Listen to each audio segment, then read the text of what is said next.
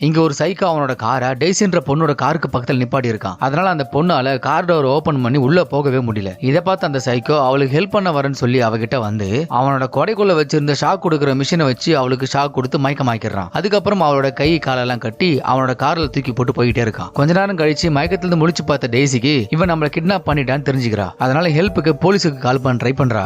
ஆனா இப்ப அவன் காட்டுக்குள்ள போயிட்டு இருக்கிறதுனால சிக்னலே இல்ல, எந்த எமர்ஜென்சியும் ஒர்க் ஆகாதுன்னு அவனே அவகிட்ட சொல்றான். இதனால டெய்ஸிக்கு என்ன பண்றதுன்னு தெரியல. ஆனா இவன் கிட்ட இருந்து எப்படியாவது எஸ்கேப் ஆகணும்னு யோசிச்சுக்கிட்டே இருக்கா. அப்ப அவ வீட்டுல இருந்து வெளியே கிளம்பும் போது அவ பாக்கெட்ல ஒரு கத்தி போட்டு வச்சிருப்பா. அதை எடுத்து அவளை கட்டி வச்சிருந்த ஜிப் டைஸ அவனுக்கே தெரியாம கட் பண்ணிட்டு அவன் எதிர்பார்க்காத டைம் அவனை கத்தி வச்சு குத்தத்துக்காக வரா. ஆனா அவன் அவளோட கையை பிடிச்சிடறான். இதனால கார் ஓட்டுறதுக்கு பேலன்ஸ் மிஸ் ஆகி ஒரு மரத்துல போய் மோதிடுறாங்க. ஆனா இந்த ஆக்சிடென்ட்ல ரெண்டு பேருக்குமே அடி ஒன்னும் பெருசா படல. அதுக்கப்புறம் டெய்ஸி அவனை கத்தி வச்சு குத்திரன்னு மிரட்டிக்கிட்டே இருக்கா.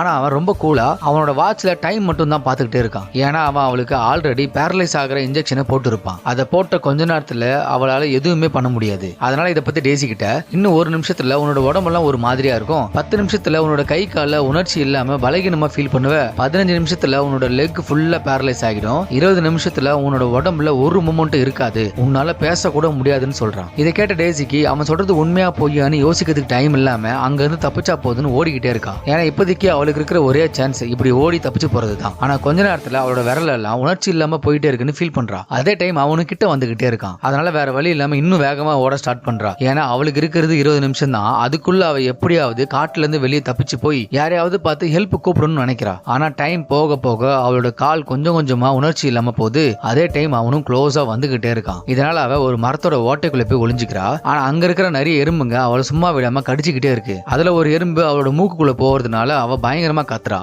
இதனால அங்கிருந்து போன சைக்கோ திரும்பவும் அவகிட்ட வர ஸ்டார்ட் பண்றான். இதனால டெய்ஸி கையாலே தவழ்ந்து போய் ஓடுற ரிவர்ல இறங்கிடுறா. அப்ப அந்த சைக்கோ அந்த பொண்ணு அவளோட எஸ்கேப் ஆகி போறத பாத்துக்கிட்டே இருக்கான். இப்படியே அந்த பொண்ணு கொஞ்சம் தூரம் ரிவர்லயே போயிட்டு அதுக்கப்புறம் ஒரு பிளேஸ்ல வந்து அவளோட மொத்த ஸ்ட்ரென்த்தையும் யூஸ் பண்ணி அப்படியே வெளியே வரா. ஆனா அதுக்கப்புறம் கரெக்டா 20 நிமிஷம் முடியுது. அவளோட உடம்பு ஃபுல்லா பேரலைஸ் ஆகுது. அப்ப அங்க ஒரு வயசான ஆள் வந்து டெய்ஸியை பார்த்துட்டு அவகிட்ட வந்து அவளை திருப்பி ஃபேஸ பார்த்து ஷாக் ஆகுறாரு.